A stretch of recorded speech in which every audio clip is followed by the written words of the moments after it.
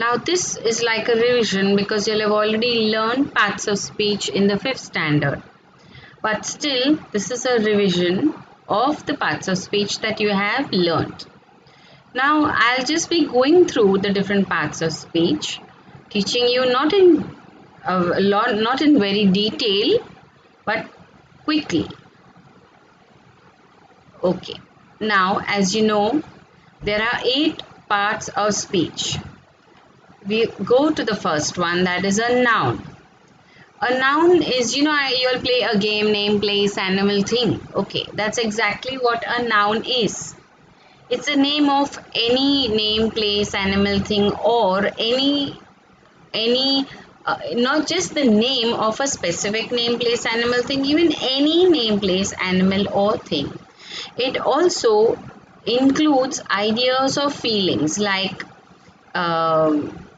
blindness. Yes, and you can see the examples that I have given you. The girl, the lion, school, advice, fleet, Mohan, Jaipur, death, foolishness, astonishment. Now from these you can see Mohan, Jaipur, these are names, these are proper nouns, yes. These are names of a person and a specific person. Name is Mohan. Now a place. It could be any place, correct? But then when you're naming the place, it's a proper noun. Like say a school, you're just saying the word school. You're not talking of which school, you're just saying the word school. So it could be any school. But when you're taking the name of the school, Fatima High School, that time it is a proper noun. And when you are just saying the word school, it is something common. It doesn't give you a name of a specific school. Then it is a common noun. Clear? Okay. Now, foolishness, astonishment.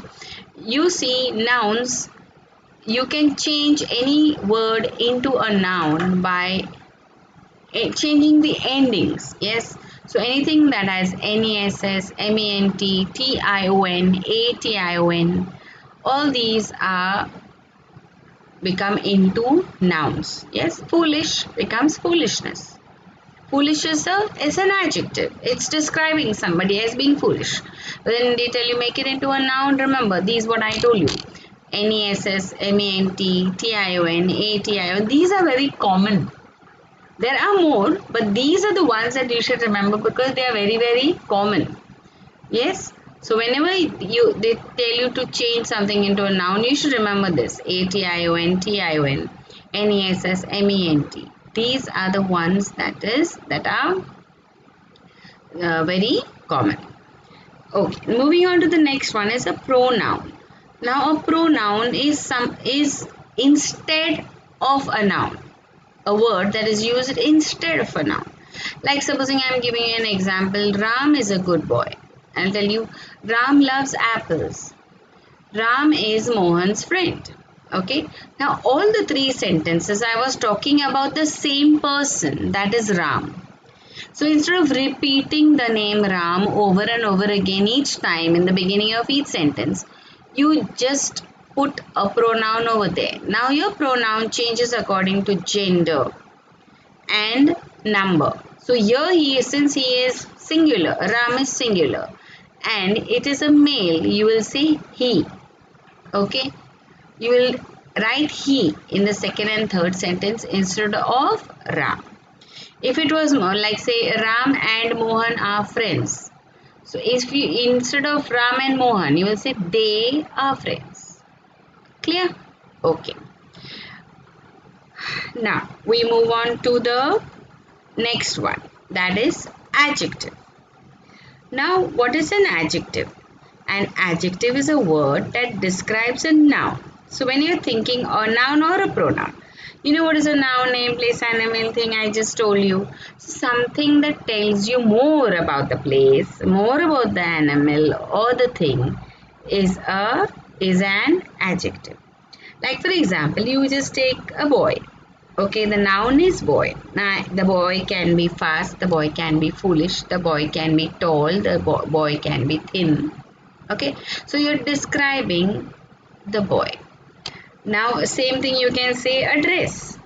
You can have many dresses, you can have few dresses, you can have no dress, you can have a blue dress, a long dress, a beautiful dress.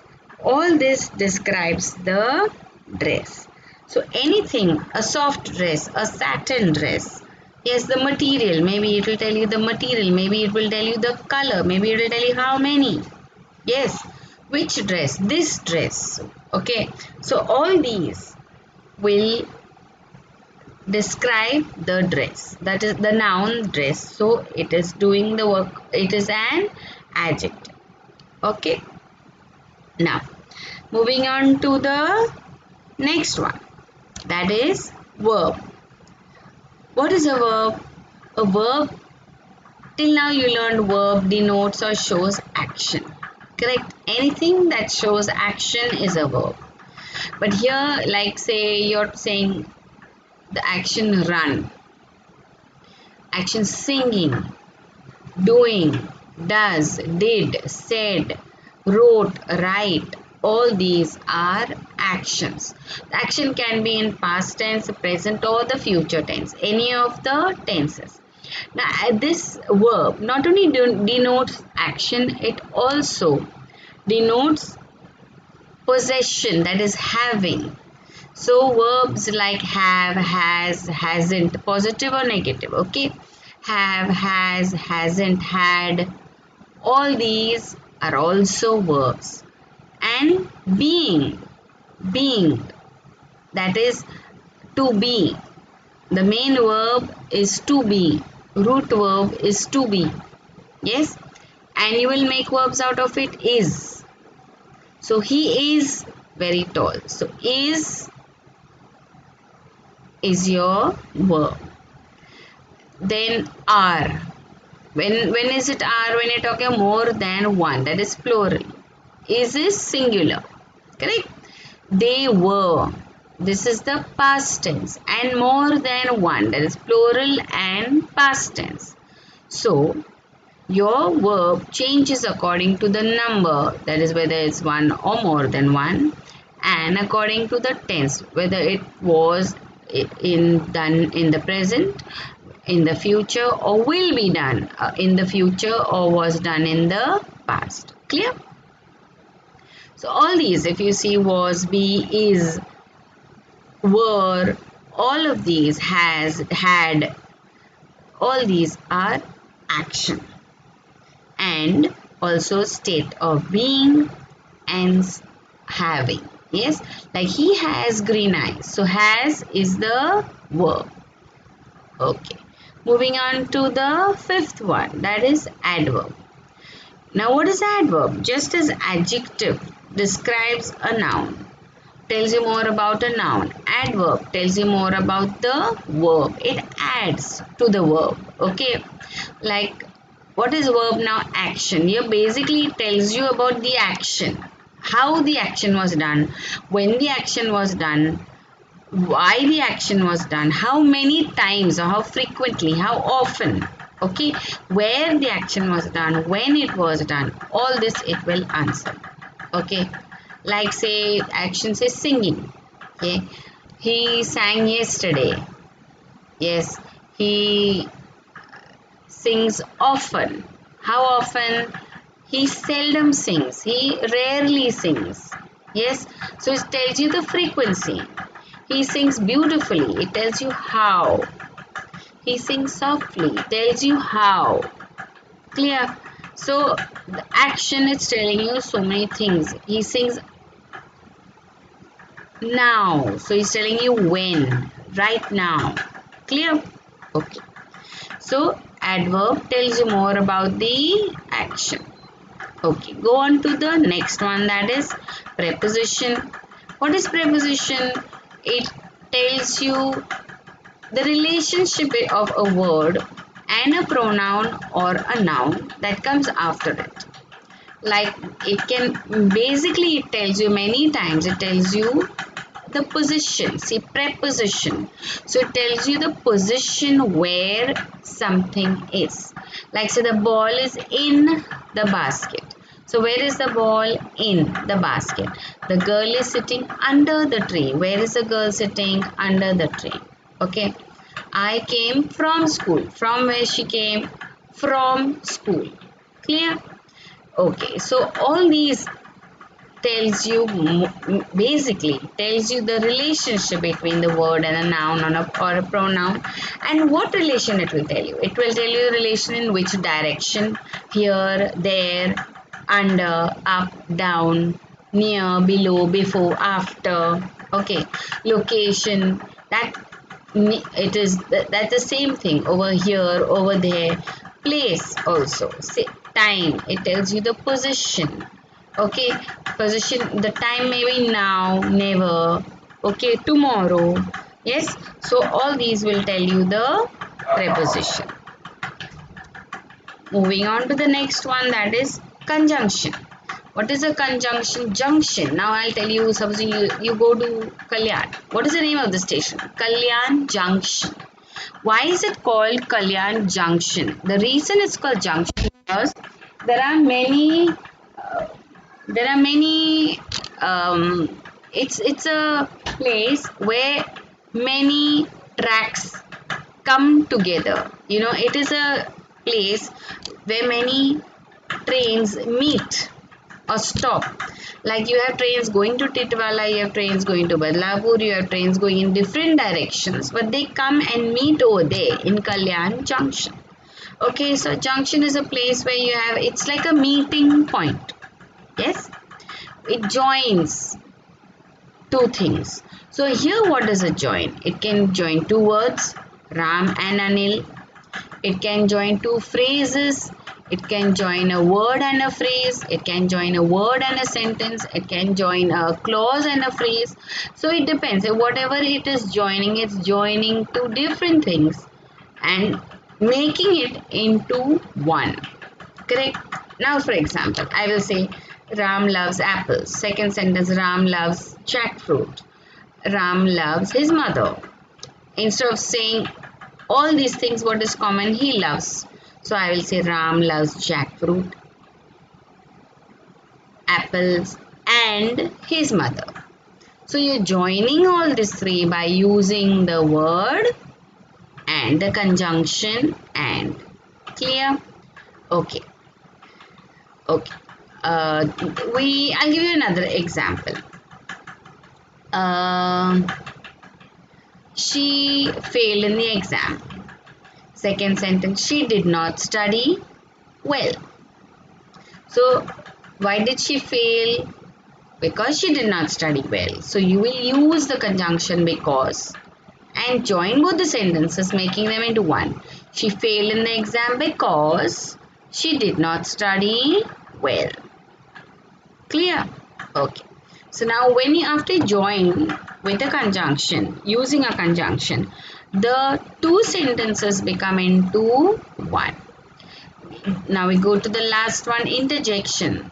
It is a word that expresses a sudden feeling, you know, maybe sudden shock, sudden sadness. You just got a news that you stood first or you're being elected as the best girl or the head girl. So you're excited. Yes. And that words that you express in your excitement, words that you express when maybe you're sad, those words are called as conjunction. Interjection. And an interjection always has an exclamatory mark. Interjection always has an exclamatory mark. Clear? It could be anything. It could be expressing happiness, sadness, shock, excitement, okay, surprise, or any of these. Okay, so let's go to the exercise. Now I've given you exercise down here. You have to do the exercise. It's very easy. First write the notes that I've given you, that I've just explained. Then leave lines and write your exercise, and leave a line after each sentence to write your answer. Like say the first one, I carried the unfortunate bird home. So what is here? It is an adjective because it's describing the noun bird. Correct? After it you have the word bird. So bird is a noun. So what is it's telling you? How the bird was. The bird was an unfortunate bird. So it's an adjective. So down under this you will write answer and write the word unfortunate, make a dash, write their adjective. After that, you will leave a line and then write the second sentence.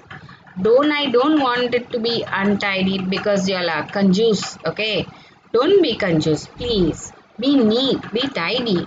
So leave a line and then write your second question. Clear? So